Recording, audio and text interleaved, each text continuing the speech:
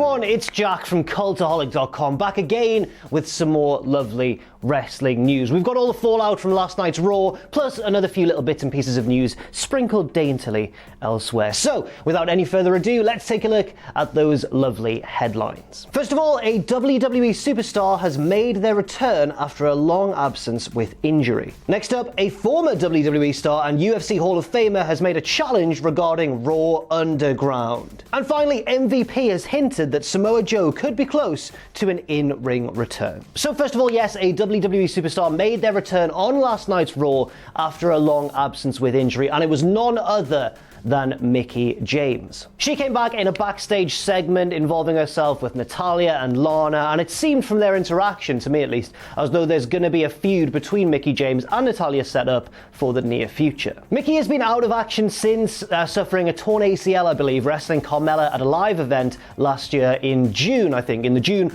of 2019. Since then, she's done a bit of announcing on Main Event, but largely she has been absent from the WWE product. That is despite the fact that she was actually cleared to return shortly before the pandemic hit and everything got shut down. So a bit of unfortunate timing there for Mickie James, but now she seems back and raring to go. But what will Mickie James be doing next? Apart from this teased feud with Natalya, there's been a lot of speculation that she will be competing in the Tri-Brand Battle Royal on this Friday's SmackDown. Basically, that match will feature competitors from all three brands. They'll all duke it out in a Battle Royal, and the winner will go on to face Bayley at SummerSlam for that SmackDown Women's Championship. Now, can I see Mickie James winning that match? Probably not. Maybe Natalya will eliminate her, or she'll eliminate Natalya. Something to carry on this blossoming feud between the two. On the other hand, I can't really tell who's going to win and face Bayley.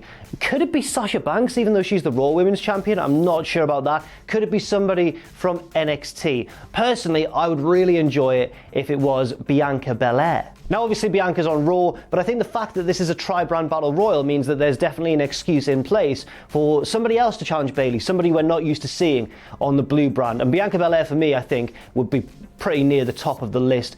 She won a match on last night's Raw against Zelina Vega, and now I think she deserves that big singles push. She's so promising, and I think that she could put on a really good match with Bayley at SummerSlam. But of course, this is all about Mickie James, so congratulations to her for returning from injury and, you know, getting to a stage in the pandemic where WWE have brought her back into the fold. Excited to see what she can do. She's always entertaining. It's Mickie James, so I guess we'll see what happens. Next up, there was more of that wonderful Raw Underground on last night's Raw, where Shane McMahon's just running his own little fight club in the basement, and there seems to be little rhyme or reason. We saw a bit more action last night featuring the likes of Riddick Moss and Shayna Baszler, who beat up three women at once, but at the same time, what's it all for? Now, largely, from what I've seen, the response online has been one of bewilderment, slightly, but at the same time, some people are enjoying it. I can't speak for, the more casual or younger WWE fans. Maybe they really enjoy it. It's a different take on the usual product. But somebody who didn't enjoy it was a former WWE star and UFC Hall of Famer, Ken Shamrock. Now, if anybody knows anything about shoot fighting or making a wrestling match look a bit more shooty, it's Ken Shamrock. He was an absolute pioneer in the 90s in two sports, pro wrestling and MMA, and now he's wrestling for Impact, but that hasn't stopped him from firing a few shots at Raw Underground. Shamrock tweeted his take on Raw Underground saying, "Hey WWE and Shane McMahon," because Shane's of course the commissioner, I guess, of Raw Underground. "Hey WWE and Shane McMahon, next time you guys want to do some work shoots on Raw Underground and actually make them look good, you've got my number. Give me a call." Now, this can be interpreted two ways. The most immediate way for me to interpret this is as a big criticism of Raw Underground. Shamrock saying, this doesn't look very good, it doesn't look very realistic at all, and if you're going for a shoot fighting kind of thing, you might want to work towards making it look a little bit more real. But the other way of interpreting this, as some in the office have done, is as a challenge, an actual challenge to Raw Underground, saying, you know what, if you want me involved, come and get me, you've got my number. Obviously, the big issue here is that Shamrock is currently with Impact Wrestling, so I'm not certain how thrilled they would be about that. But at the same time, Shamrock's probably reached a stage in his career where he doesn't really care what Impact think about that and will say whatever he wants. So I wonder if this is going to lead to greater things down the line somewhere or not. It would certainly be interesting. It would certainly inject a bit of hype and a bit of interest into Raw Underground if Ken Bloody Shamrock was to rock up. At the same time, I don't know how interested WWE would be in bringing him back, but regardless of that, he would be a good fit. He's a UFC, he's an MMA pioneer, a pioneer of the whole sport.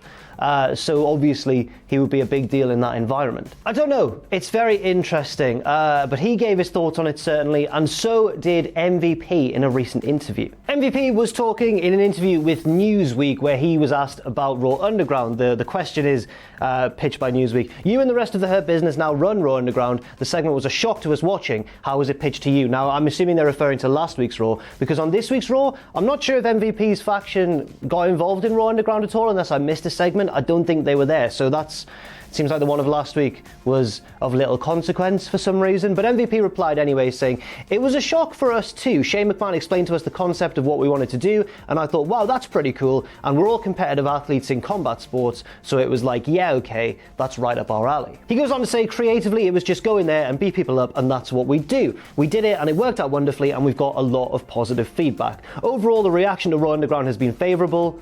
That's questionable in my opinion. Well, let's just carry on. Of course, the Hurt Business was going in there and wrecking shop, and that's also been pretty favourable. I'm stoked, I'm excited to see what happens with Raw Underground going forwards, because it's just a different site with a different flavour, a different vibe, and it seems pretty cool. He also raises a fair point in this interview, saying that, you know, maybe some people who weren't sold on Raw Underground initially need to give it a bit of time, because sometimes new ideas need time to get used to and to improve, and hopefully that's what's going to happen with Raw Underground. Sticking with that interview with MVP for a second, which brings us nicely to our next news story, MVP has hinted that Samoa Joe could be close to an in-ring return. Let's take a look at what he said. MVP was asked by Newsweek who he would like to face amongst the current crop of WWE superstars, perhaps guys that he didn't have a chance to face in the past during his heyday. He singled out Aleister Black as somebody that he really is impressed by, but also mentioned, I don't think you can classify him as a young or new wrestler, but certainly somebody that MVP has never faced in WWE before, Samoa Joe. MVP said, what I understand, old Samoa Joe is going to be back in action. Very interesting stuff there.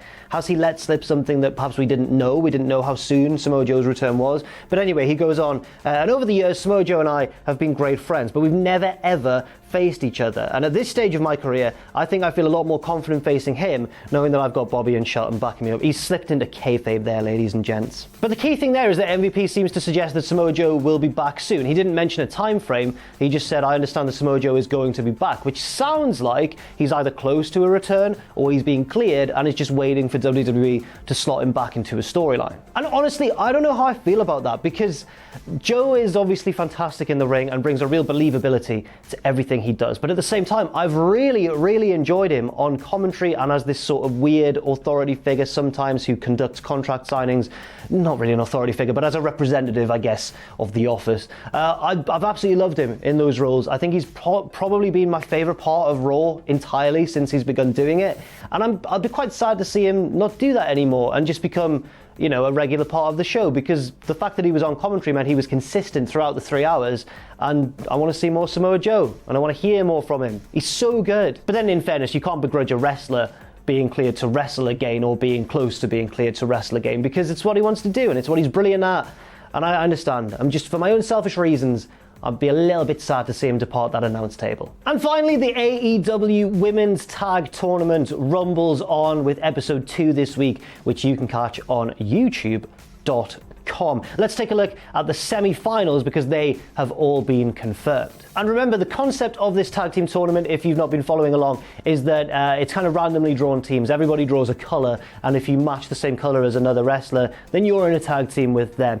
So last night we saw a couple more matches to confirm the other half of the semi-final bracket. So we had the Swole family. So this is interesting. Big Swole teamed with Nicole Savoy, who was billed as Lil Swole. She's a former Mae Young Classic competitor and also is one of the leading lights, really, of the independent women's wrestling scene in North America for the past, decade or so? Anyway, Big Swole and Lil Swole beat Ray Chanel and Leva Bates, and in the other match, Ivelisse and Diamante, who faced each other on Dynamite but are now allied, they beat Rachel Ellering and Dasha. Oh, she got a match. She didn't win, but fair play. That leaves us with the semi-finals of the Swole family versus the Nightmare Sisters, Brandy Rhodes and Ali, and the other semi-final of Ivelisse and Diamante versus Tainara Conti, formerly of NXT of course, and Anna Jay. I honestly can't call who's going to win this one. You'd imagine that maybe Brandy's team would reach the final and then lose to put another team over, perhaps. Or they could lose in the semi-final because they are going up against the Swole family, of course, who could really win it all. They've got Nicole Savoy on the team. They've got Big Swole. You can't really go wrong. So very interesting stuff there, and interesting stuff in general in the world of AEW at the minute. Of course, this week, I believe, we're going to see that big rematch between Chris Jericho and Orange Cassidy after Orange Cassidy bested Jericho in that presidential-style debate last week. So that's it for this news video. Thank you very much for watching. I've been Jack from Cultaholic.com. Leave your thoughts and opinions in the comments section down below, and stay safe out there, stay positive, and I'll see you very soon.